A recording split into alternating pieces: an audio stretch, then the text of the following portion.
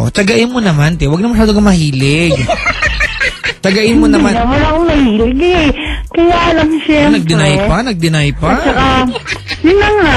Oo.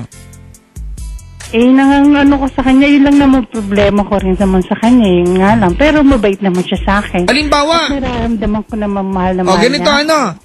Unang-una, Christina, nakakalungkot. Nakakalungkot na lang yung word na gamitin natin. Pakinggan, na pinag-iisipan mong iwanan, di ba? Pinag-iisipan mo ng iwanan yung asawa mo dahil lang sa kapos na Cambelar.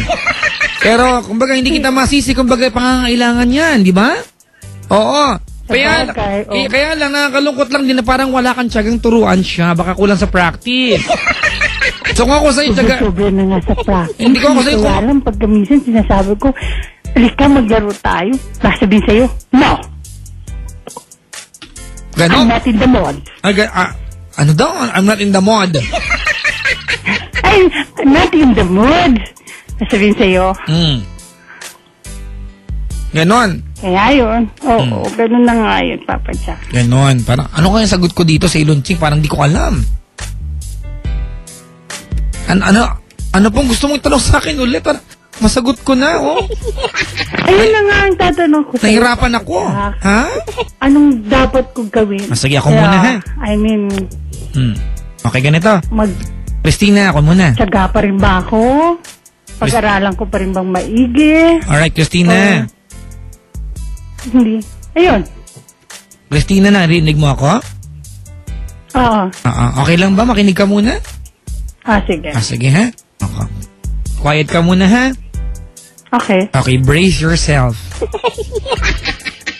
Unang-una, dapat hindi basihan ng pagmamahalan yan. Ikaw na nagsabi sa akin na mahal ka naman niya. Ramdam mo yun, mabait naman siya.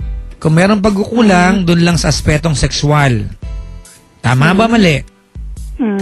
Ngayon, paniniwala rin ni Papa Jack, kahit siguro si Lunching, sa isang relasyon, ang lahat ng bagay na pag-aaralan. Alright? Bilang ikaw po, Madam Christina Cruz, yung partner... Ano pagiting Cruz? Ay, sorry po. Mamaya marinig pa ang kapatid ko. Oo nga pala, okay. Madam Christina, bilang ikaw yung partner na mas magaling at mas mahilig, ikaw na lang yung magturo sa kanya na kahiligan din yung hilig mo. Okay? So, wala pa kayo isang taong kasal. Pwede pang ituro yan, unti-unti lang. Tama yung sabi nila, sa'yo niya, pag tumungtong ng 40 talaga. Iba na. Okay, ituro mo po sa kanya. Huwag kang mapagod. Nakakainis yung usapan na to, ha? Huwag kang mapagod mag-effort ng kakakanta. Diba, kakagiling. Total mag-asawa naman kayo. Pag niyayaya mo sa kanya, wag naman yung tipong galit siya, iyaya mo siyang gano'n. Wag naman.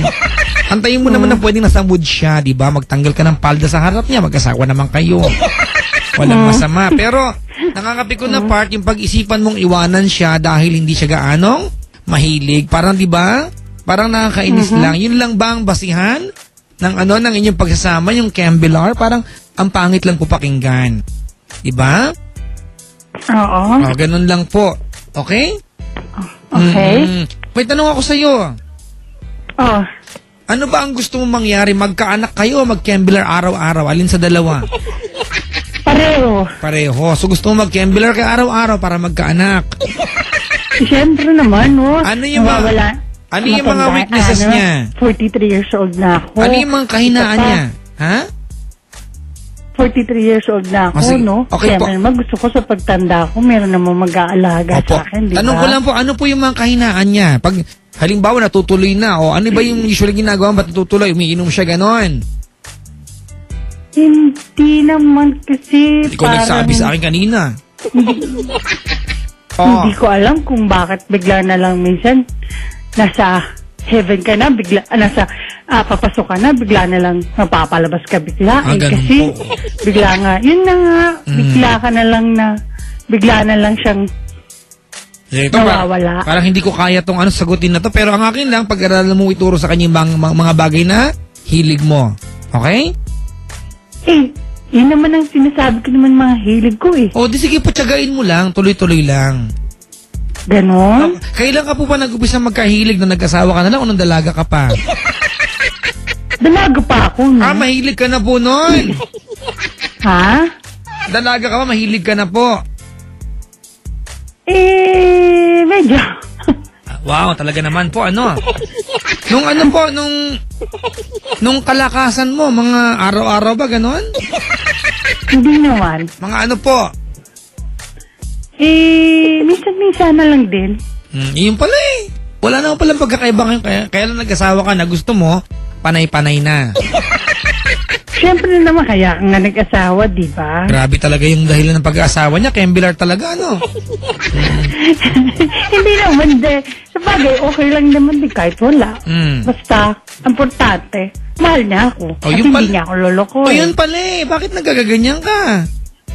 Importante pala sa'yo, mahal ka lang niya, pero gusto... Yun nga lang, pinoproblema ko nga rin siya eh. Kasi nga, bakit hindi niya ako minsan mapagbigyan? Ganun po. Kung nasa pintuan ka, na biglang bumalik, nagsarado yung pintuan ulit, ma'am. Di mag-isa kang kumatok, katokin mo na lang yung pintuan. Ganon. Iwanan mo muna siya, suluhin mo muna yung pagkatok.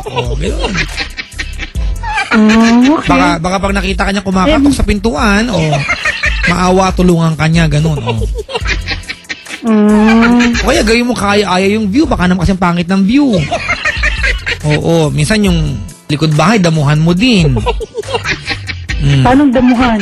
Hindi, yung likod bahay niyo po, baka may damo dyan, masukal, damuhan niyo po.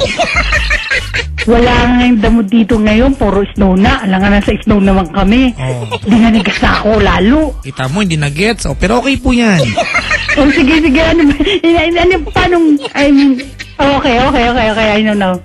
Nag-gets niyo na po. Okay. Baka may damo po, ganon. Ano ba yung gusto niya ng tabas ng damo? Diamond, triangle, star, circle. Hugis leon, dragon, ganon. Ano ba? Hugis asong nakawala. Nag-gets ko na yun, nag-gets ko. Kumbaga ibigay niyo po yung hilig niya. Kasi mga kaibigan, huwag niyo mamasayo, mag-asawa sila dito, ha? So walang masamang pag-usapan to sa kanila, di ba? Di ba? Kasi kung yun ang gusto mo, tanong mo asawa, ano bang preference? Gusto mo ba tinatali siya? Di ba? Gusto ba niya nakamaskara ka? Habang nangyayari ang lahat? Nakatakip pa ng planggana sa mukha? Ano ba? Ano yung... Ay, ba naman, Papa Jack? Baka kailangan pa magtakipan. Teka lang, may nag-text dito. Pasahin ko lang para sa'yo, ha? Sige. Ito, Papa Jack, baka bading o baka halamang dagat ang jowa niya. Hindi ba? Hindi naman. Naku, patay. May pagdududa sa ilon siya, ano? Ha? Teka lang, ma'am, ha? Pipindutin ko lang yung baklameter namin. Okay lang? Okay lang. Okay. Ito po yung tagasukat kung bading o hindi.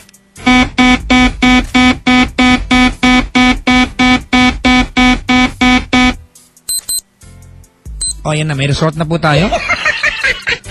Ano result? Ang result po, pag hindi mo inagapan, baka po maging bading siya. Ayan po ang resulta. Galit nga siya sa bading eh. Ganun po ba? Teka lang po, ha? Galit na galit. Teka lang. Galit na galit nga siya sa bading eh. Ganun! Okay. Ma'am, sumabit yung baklameter natin. Teka lang po, ha? Gagamitin ka naman isang aparato namin. Meron kami sa dito. Ang tawag, gaydar. Okay? Okay. Wait lang po. Mas accurate to. Printing na po tayo.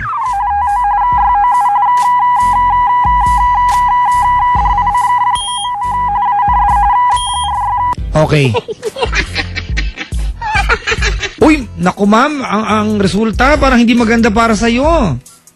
Ano? Kulang ka sa ganda. Ganon? Oo.